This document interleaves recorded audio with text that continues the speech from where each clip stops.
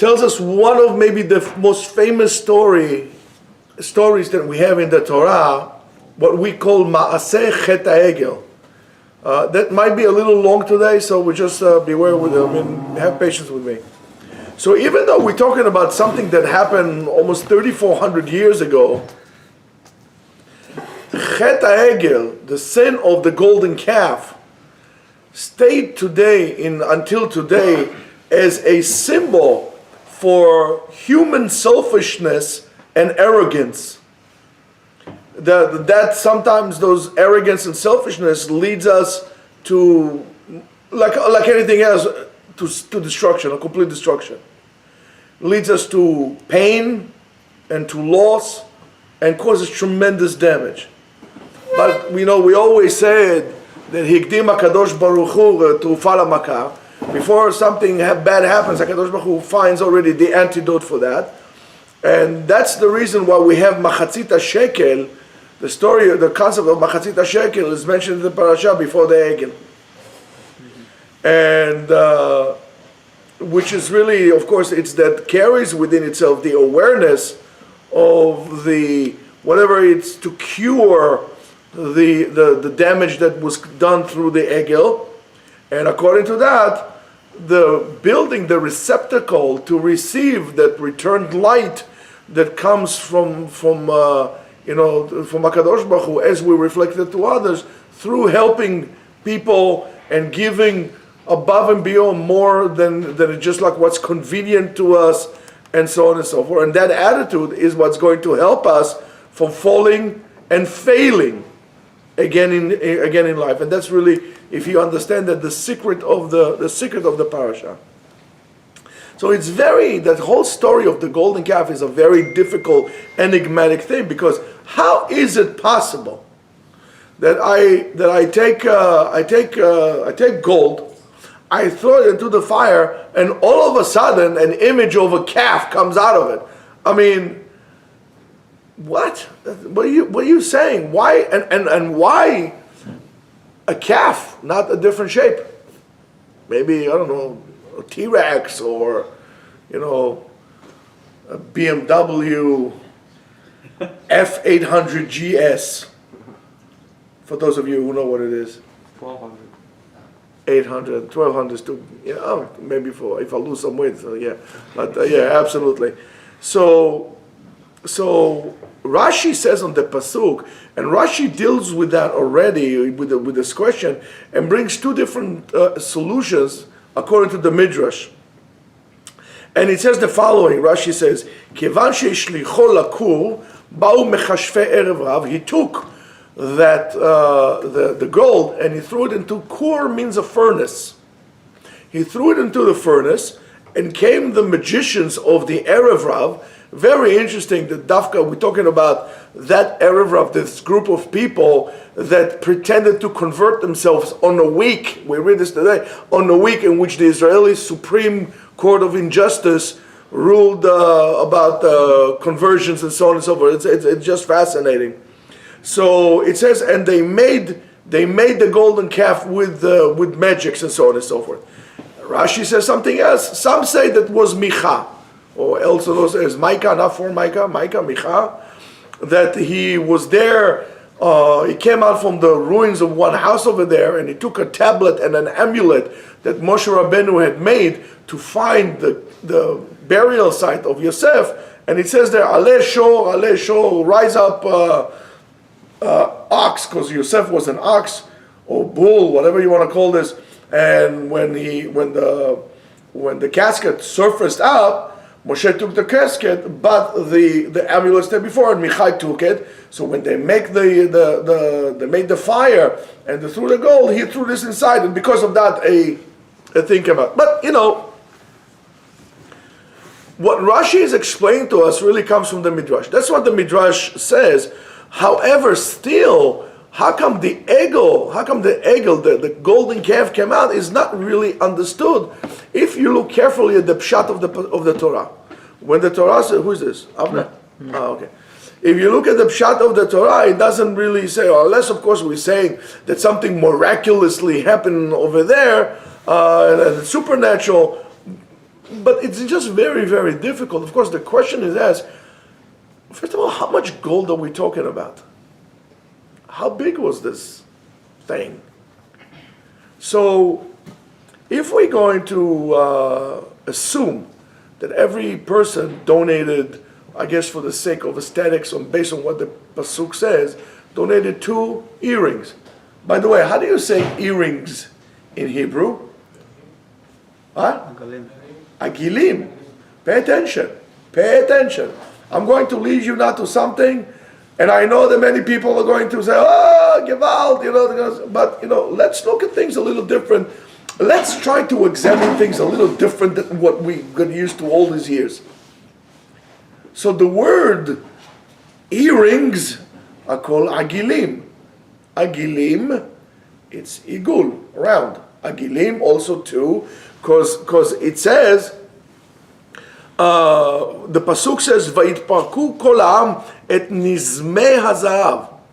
The nezem that they had over there, and whatever they had, asher be'ozneim, in their ears. So that's plural. Vayaviu el Aaron, they brought it to Aaron. So it seems that people donated to the egel. So how many people donated to the egel? So regardless of common belief, everybody thinks that the whole entire nation sinned. Everyone in Am Yisrael sinned, but it's not really the case.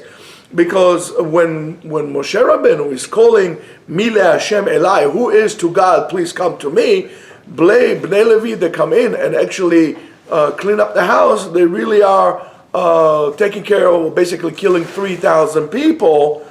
So let's assume, let's continue with this assumption that this 3,000 people were the people who actually donated the gold for the golden calf. And that's of course why their sin was so severe, and that's why they were chayav mitah, they were sentenced to death for that. So let's take all this assumption, and now let's try to come up something like this.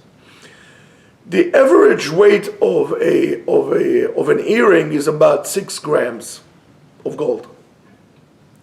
Now we have 6 grams, and we have 3,000 people, and each one gave 2 earrings. So we have to take 6 times 2 times 3,000. 36,000. So that's about 36,000 gram, and that's 36 kilo of gold. Now, gold is heavy, relatively speaking to its size. Gold is heavy because it's very condensed. So of course, if we say that it was, let's say they dealt only with the 24 karat gold, they didn't put either alloys or something like this. Overall, you're talking about a size, or volume size of something. The Coca-Cola bottles, like 1.5 liters. We're talking about, let's say a little bit over 2 of them. That's all. That was the whole thing. We're not talking about something so majestic. I always, as a kid, and later on, as an adult or something, always was under the assumption that Charleston Heston was Moshe Rabbeinu, and the egel was like this giant statue that they made out of gold. It was so gigantic and ginormous. But if you start looking like this, you say, hey, it's not that big. Hey, I mean, it's a lot of gold. That's of course a lot of gold. But even if we're going to talk about that, it is we're going to talk about a little bit more. If we're going to add, let's say 18 carats gold, so it's only 72%. So we're not adding so much more into volume into that. Of course, without a doubt, even if it's 3 bottles of Coca-Cola or of soft drinks like this, still I think we will all be very happy to have, especially today's thing, 3-4 kilos of gold. I'll see you guys down the trail. I'm out of here. But it's not so much. Now there is another problem also to process this gold. I remember the years ago I took some gold, and I was working in the city. I took some gold to be melted and processed. It took a long time. I mean, it really took a long time. They take the whole entire gold, they put it into a crucible, which is, a crucible is like a thing like this, and it is intense heat, it's like an hour until the whole thing melts and stuff comes out in the air. And it is a long time. But just remember, so, let's say, for example, you need to melt this gold, or maybe you need to find other metals to mix in and alloys to mix in to able to make to make this gold workable. I mean, the olden days, that's why sometimes gold is not so safe, because in the olden days they used to use mercury to process gold to make it more workable.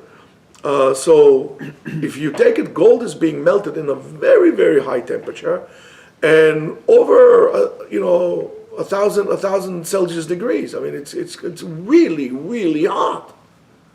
Now, I don't care what you say. If you ever went camping, you maybe relate to what I'm saying. A small bonfire that you're going to make, a regular fire that you're going to make out of wood, is not going to be able to reach such temperature. It's not. I mean, if you see what they make samurai swords, they don't make it out of wood, they make it out of charcoal. And they're constantly blowing air in it and so on and so forth. And it takes hours to get the gold melted from solid. It will take hours. So how did they do so? How did they make such a furnace? They would create enough energy. And of course, you need a lot of oxygen. That's why they have those fans to do so. They didn't have it. What do you think? They were going like this. They were Japanese blacksmiths. They were making fire. They can't do it. So of course, maybe you don't have to melt the gold. Maybe you could process this in lower temperature, and maybe you could create a certain furnace. But that takes a long time. If you're going to take the gold and then, bring it to a plastic state, not into a melting state, and you still need, it takes a long time. And if you're going to build a furnace, it takes a long time to build the furnace. And the Torah itself does not give us enough information about this process.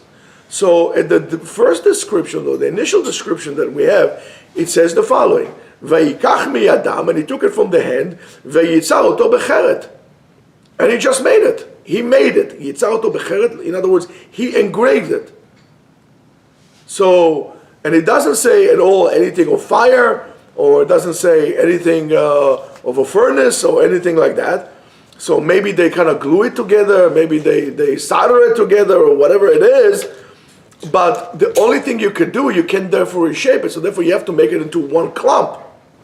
But when Aaron says Moshe, what happened, in Pasuk Chavdaleh, the description is a little different. It says the following: Va'omar lahem, and I will say to them, Lemi zahav, who has gold? Hitparku, v'tenu li. Give me the gold, take it from yourself and give it to me. V'ashlecheu ba'es, I'll throw it in the fire, and all of a sudden, came this calf out of it. Now, of course, the throwing it to the fire is not enough. And it's very possible there was the initial stage, or the first stage, that later on came the engraving or the shaping of it. But from what it says in the Torah, especially after the second time, make it even stronger, when he tells Moshe, it means it happened immediately. It wasn't such a big deal to cool it off and to shape it. You need to create a mold and so on. Now, very interesting, the Rashi says that the weight of the gold was 125. By the way, there's a machloket, how much was it? Some say it was just as much gold in the egel as they had for the krasim of the Mishkan to hold the thing together. But Rashi says it was the 125 kantrin, and 125, of course, is the same numerical value in Gematria as masecha, as a mask. That's why it's called egel masecha. However, even if you go like this, we're talking about something of great value, and it doesn't seem that it makes sense that they're going to start shaping it into the shape of a calf so quickly. It takes a long time. Guys, it really takes a long time. So, of course, that brings us to the question, brings us to the question of what was the shape of the egel.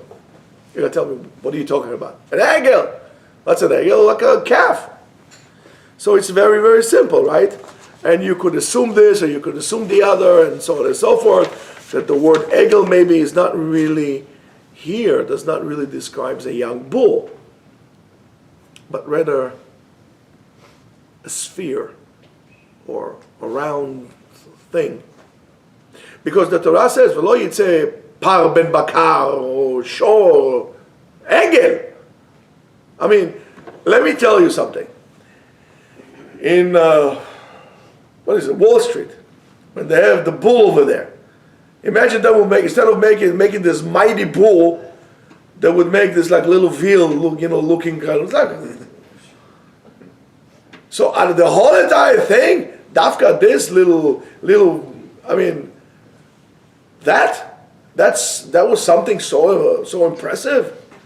Should be shor, par ben bakar.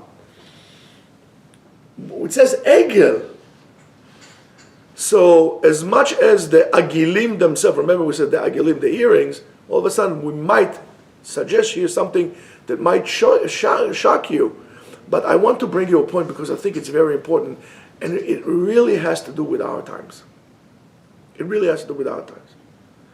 So if it was a sphere, which makes sense, you take a crucible, you put everything like this, and then what shape does it take? Like a sphere, round. And it's much more simple. And maybe it's not so severe. It's not an image of an animal. It's just a shape. It's just a shape. And they didn't say, oh, Ele Elokecha Israel, to an idol. They said to a shape. But why a shape? What does sphere, a ball, round, has to do with anything? So you know that in the, of course, if you look at what's his name says, Aaron says, he says, listen, I didn't do anything wrong. I didn't do anything wrong. It's not my fault. If it was my fault, I would say it. So maybe, as we said, it's a sphere they came out. And Aaron describes, he says, I put it into a crucible, and that's what came out. What do you want from me? I'm not responsible for that. They worshipped it, but I'm not responsible for that. Now, it says also, it's very interesting, because the pasuk around it, and, it talks about the reaction of the people, is very interesting. It says the following, V'yetzu am b'mecholot. Mecholot is dancing. Now, they didn't dance, like babulias down the aisle. They did different. They start spinning around. Very interesting, the whole concept of the spinning around. Here, says Arashash Hirsch, Arav Hirsch, says, Machol harikud b'ma'agal.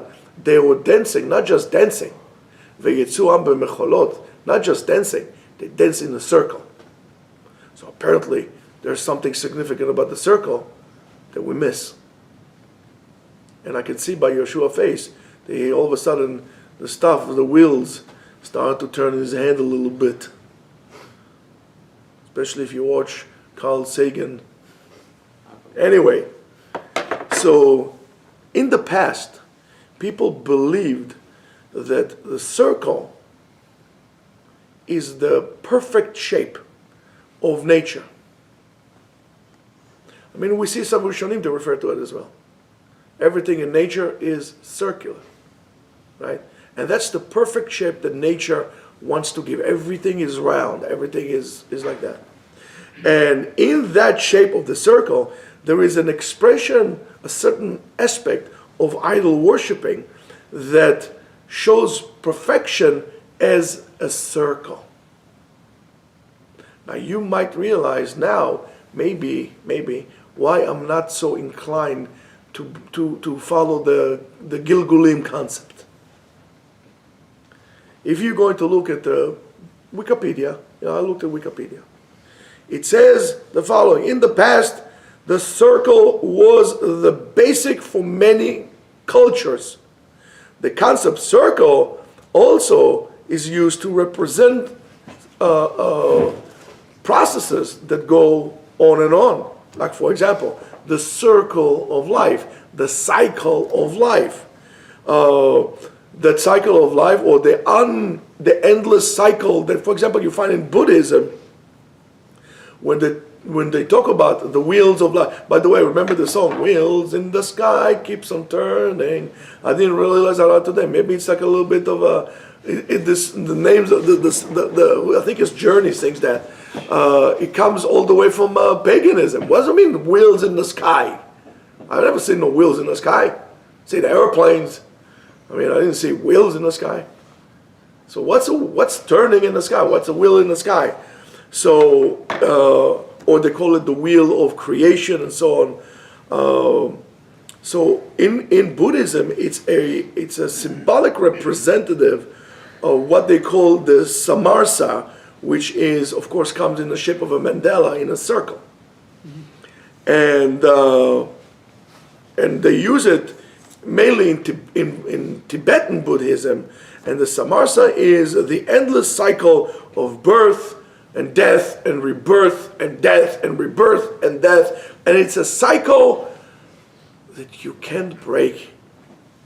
And a person can only escape this cycle by receiving what they call enlightenment, enlightenment. Or, for example, the zodiac, that is in a circle. Why the Rambam tells us, that's no nonsense? Because all these things, it says, listen, your mazal, your luck is already determined. So in the old world, you are what you are and you can't escape it. Hinduism has the same thing, with the whole cycle of life and death and life and death and life and death. And only if you've been washed away in the Ganges River, you'll be able to save yourself from this cycle of birth and death and birth and death. Now you understand how strong. And another thing is, in ancient cultures, many of the temples, even in prehistoric time, look at Stone Age, many of the temples were circular, round. So if you're going to tell me is to observe the sun or to determine, so what do I need the rest of it? Just make an observation and that's it. Well, I don't need the north side, the sun doesn't go in the north. Everything was in circle. If you're talking about the yin and yang, if you're talking about the Bhagwa, the 8 diagrams, it's all a circle. And Judaism doesn't like that. Judaism does not like that. Why? Because this whole, there are all these concepts come to describe to us situation which are, it's a dead end. You can't escape that. And the whole concept of round is basically the antithesis for what we refer to as the concept of Hashem, of God, intervening with our life and really has a hashpa'ah on the teva. So the cycle and whatever represents that, and yes, Pythagoras and his school of thought in Greece basically determined that, and at the time, of course, science and philosophy was one. You see how much that influenced that, and in a way, that's where science today, to my very insignificant opinion, that is why science today has such a big effort to remove God from the picture, because the roots of science, the scientific concept, and I know some scientists will get upset at me, but I don't care. Drink some Russian tea, it'll be good. Or Scottish tea or whatever you drink. So the whole concept of science is to take God out. And we said, no, He is in. He is a part of nature. Judaism views God as nature. A certain aspect, as the Ramban writes, the gematria of Elohim is Hateva, nature. God is not something to be removed. And it's completely against the whole concept of Judaism that you are a master of your destiny, that you could change things. You have a choice. You have bchira. You could do tshuva. You could make things happen. You can change things in the world. according to that concept of the world, it's done. You were born in this mazal, you're doomed for life. And that is the biggest struggle that we have. So the Hashgacha of Hashem comes to express for us the intervening of God in that cycle of our lives, that we do what we do. Now you might understand, in the cycle of your life, of getting up in the morning and going to work, and coming from work and going to sleep, and going to work and going to sleep, and going to work and sleep and work and sleep and work, and on and on and on and on and on, this grinding cycle, all of a sudden we have halakha says, Likvoa itim la Torah. Put a wedge in the cycle. Make sure the cycle breaks. You're going to take a wedge, you're going to put it right there in the middle so the cycle breaks. Now you kovea itim la Torah. Now you put a place of God and you bring God into your life, into this. It's a totally different way of looking at things. The egel, in a way, if we say that the egel was a sphere, is an effort to bring things back where God is out of our lives. And that's the concept of the culture that we have today. So now we know also that, as now it makes even more sense if we look at the Luchot HaBrit that Moshe Rabbeinu brought. The Gemara tells us they were not like Charleston Heston, they were like round in a corner. They were square.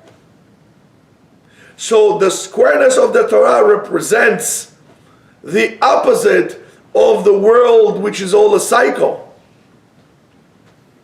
Moshe Rabbeinu brings it like this. Of course, there's different types of the words of Chazal that talks about the connect mitzvat para aduma with the chet egel, and so on and so forth. And it says that part of the journey, as it says in Sefer Tehillim Kavav, it says the description of the egel, Yasu egel bechorev v'ishtachavu lemasecha ve'yamiru et kvodam betavnit shor. It says that, but I'm trying to offer you a different way to look at things. Not saying that it was or wasn't, a different way to look at things to get you something like this. Now, what is it? So how can we say what we say? So I think there's a way to do it. So if we're going to look at the words of Rashi on the pasuk that says, "En lecha metuav u'meshukatz," there's nothing more repulsing and disgusting min hashor than the bull. Why?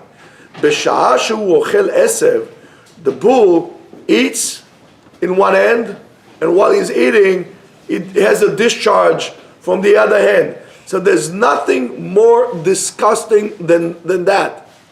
And then he's being dirtied from his own excrement.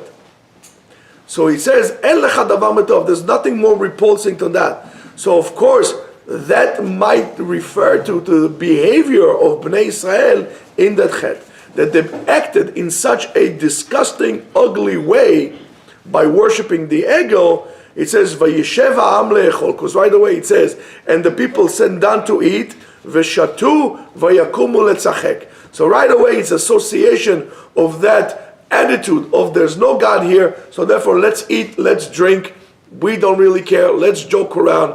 And that's why you should prevent yourself from doing those things yourself as well, because the chet, that sin, led them to act in a very behemic, low-grade level, just like a bull when the time he eats.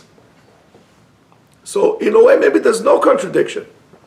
So if that is correct, and I'm not saying it is correct, I'm not saying what I'm saying is the perush. I'm just, again, as I'm saying to you, trying to offer you something that you can take to yourselves and apply it to yourselves. So we could have a really deep understanding to what was wrong with this chet egel, if we're going to say it was actually a sphere, not a bull, because they claim that the world is determined already. Everything is predetermined. Everything is a cycle, and it doesn't change, and you can't fix it. It is what it is. So comes Moshe Rabbeinu, and he hands us the Torah. And Moshe Rabbeinu announces that the cycle of life exists only from the understanding that there is a divine intervention in our lives and in the world itself that is able to influence and to create and generate reality Not like we have it like this. Not like the Goyim or those who are pagans or and so on and so forth. So therefore, yes, I know. We have the story of Yerovam ben Nevat that made not only one egel, he made like 3 or 4 of them, and he put the Mizbeach and so on and so forth. But I'm trying to introduce you to a concept. So then Moshe Rabbeinu comes down from the mountain, and he sees that shape that they made, and he sees them dancing around, and he takes Luchot HaBrit, and he breaks them. He breaks them, and Chazal tells us that breaking the Luchot came to save the Jews, which is really like, what are you saying? How is this possible? So it says that in a way it's symbolizing a certain act. We're talking about Ketubot at night, similar here. The wedding has not finished yet. The wedding between Am Yisrael and HaKadosh Baruch Hu did not finish yet. As Rashi explains, Rashi says the following: Mashal lemelech, it's a parallel to a king that went to a faraway land, and he left his fiancée. The end of fiancée were different than that we have today, with the shfachot, with the maids. Mitoch kilkul hashfachot, since those maids were bad, they were wicked, they were crooked, yatsa lehem shem ra, a bad name came about them. Again, we're talking about those Erev Rav that we're saying. So ha'arusa, that fiancé, is Am Yisrael. V'ashfachot, and the maids, or the concubines, are the Erev Rav. Those non-committed additions to the Jewish nation. So Amat Shushbina, so therefore, let's say, call it the best man came in, and he ripped the Ketubah, and that was breaking the Luchot HaBrit. So he said to them, so the Melech, the king, wanted to kill her, and the guy said, wait, don't do anything. She's not your wife yet. We can still fix it. She's not your wife yet.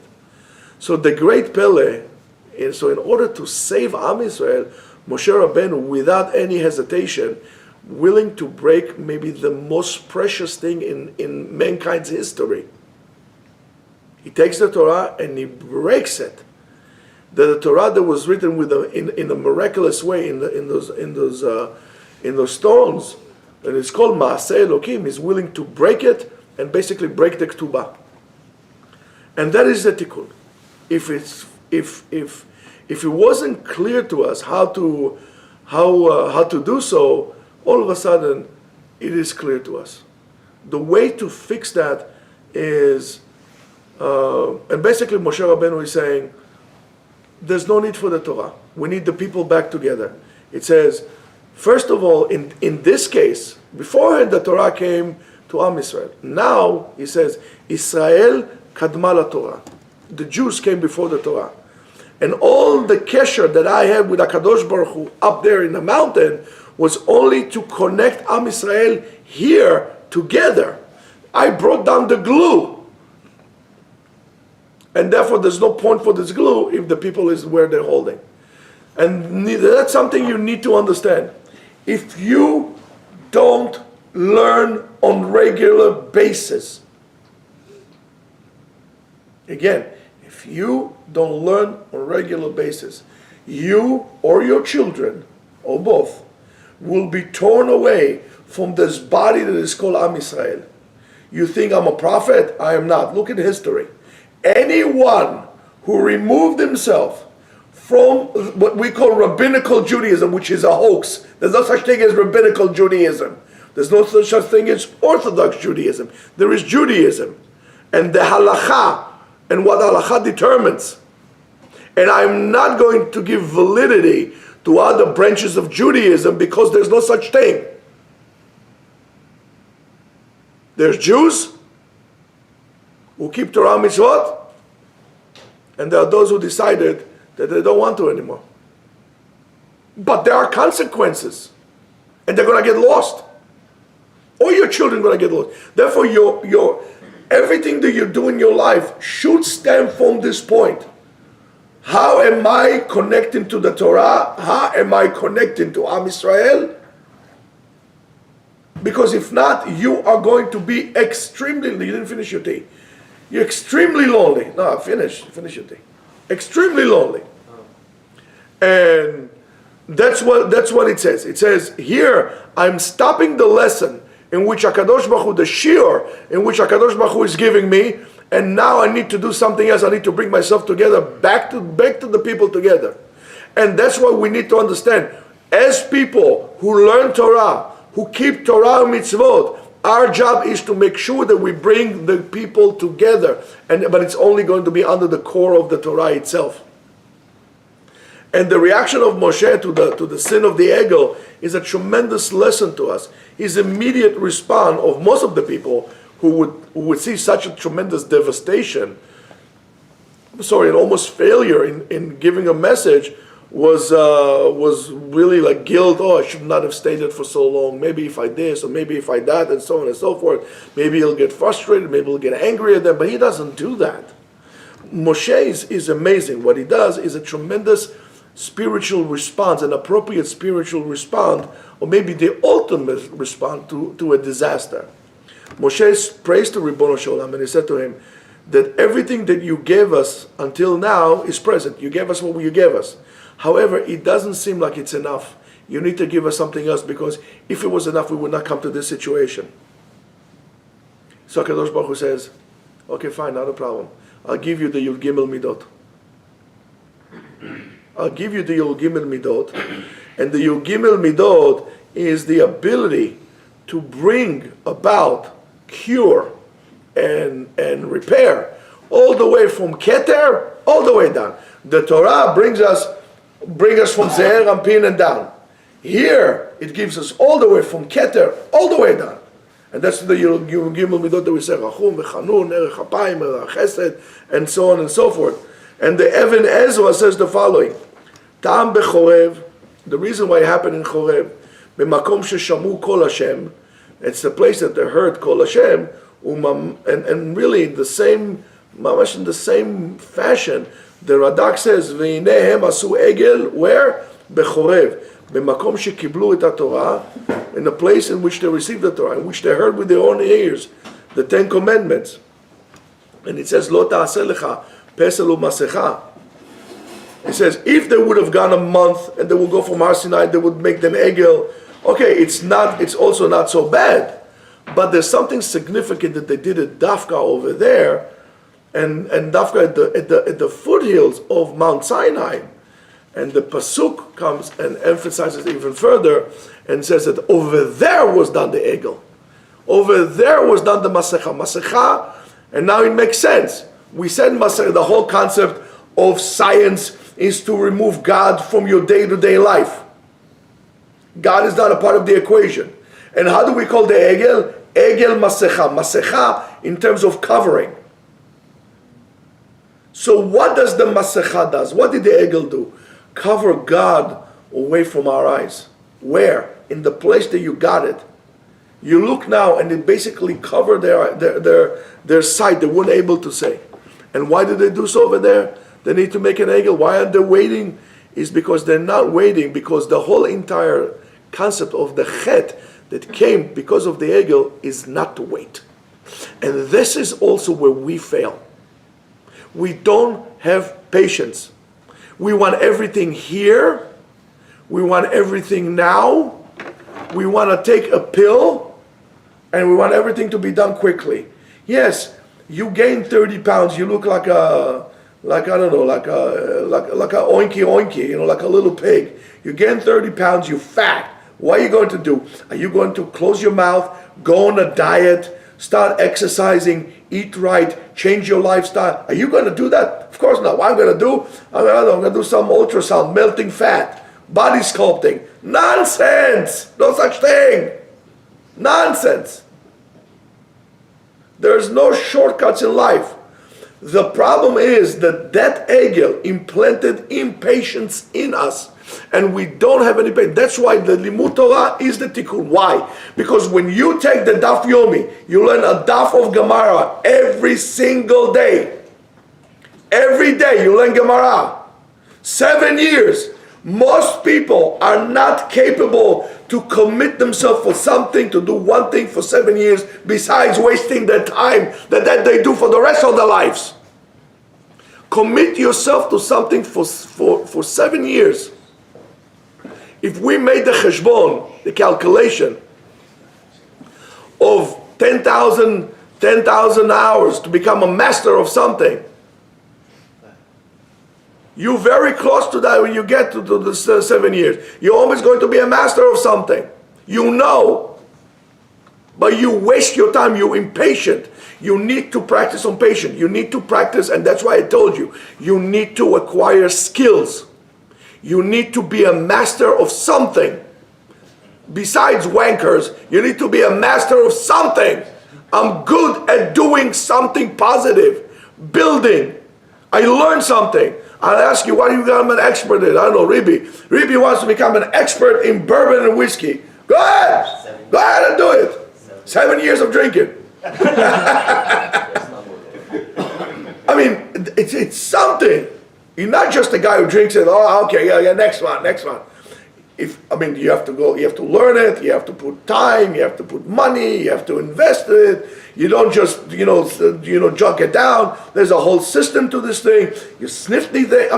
Maybe you'll go to Scotland. Maybe you'll go to Kentucky. Maybe you'll do something. You'll become an expert. It doesn't make a difference in what.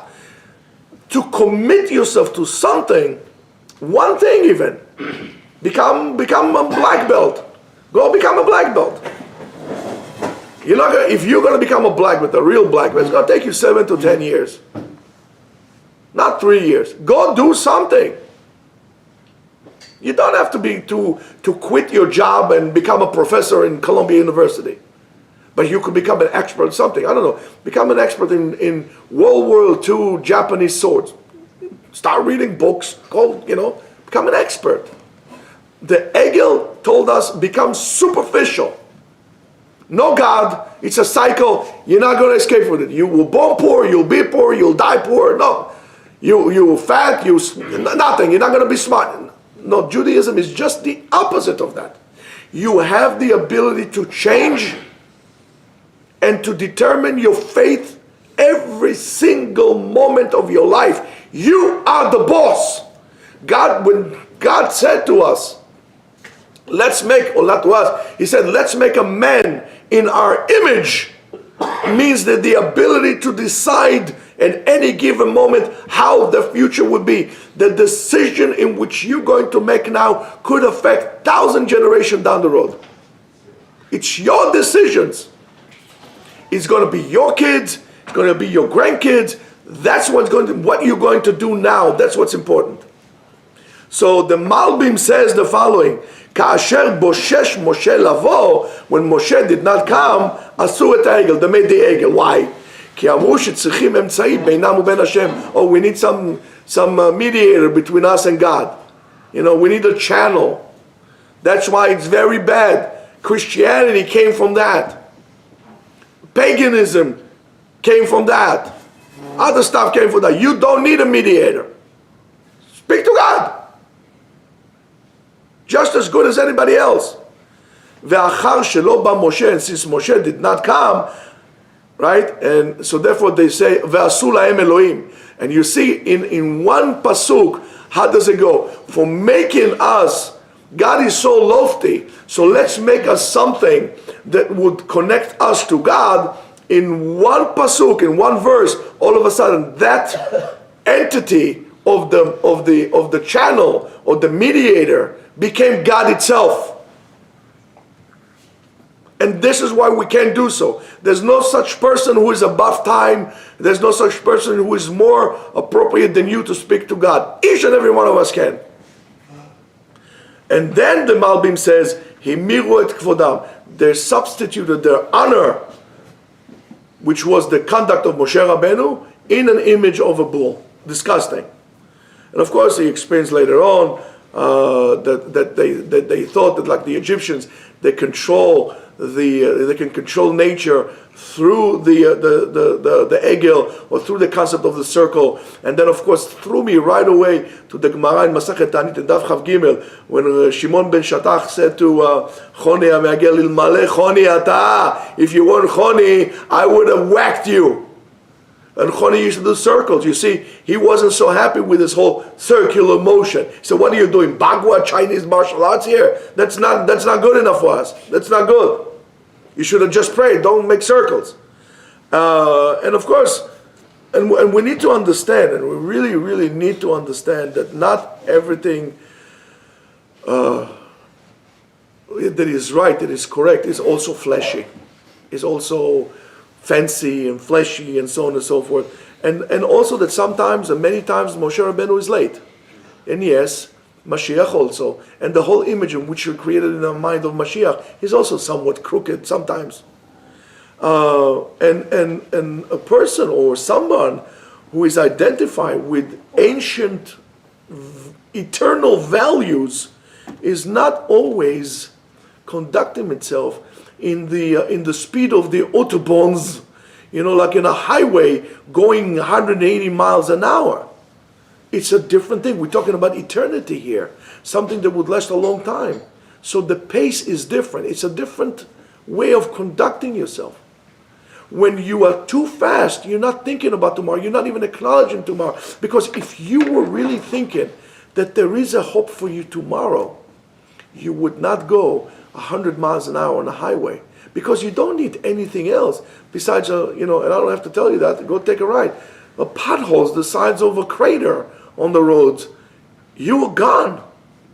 You are gone. Take it slowly.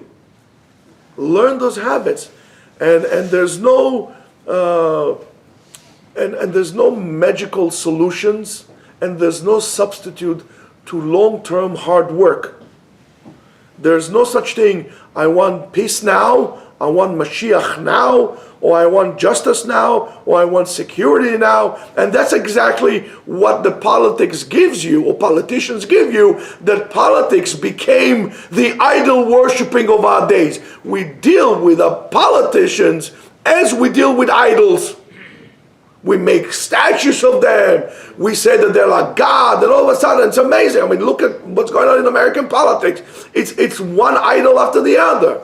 Crazy. So now we have this okay, now let's talk about politics now. Anyway, so politician is a person that only makes, and that's the sin or the problem with Avodah Zarah. It's only promises. Oh, I'll give you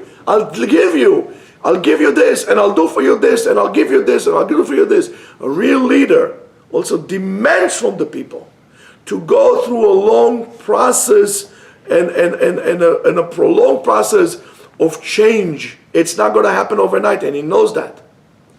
Everybody wants to go win number one in the draft and next year win the Super Bowl, and that does not happen. Usually the best players in the draft are not making a long-term success, for example, in the NFL. I think Tom Brady was like, I don't know, what was he like? Fourth, whatever cycle, whatever you call it, fourth round, whatever it is. All these people, they're not always the greatest success, but you want it now. There's no such thing.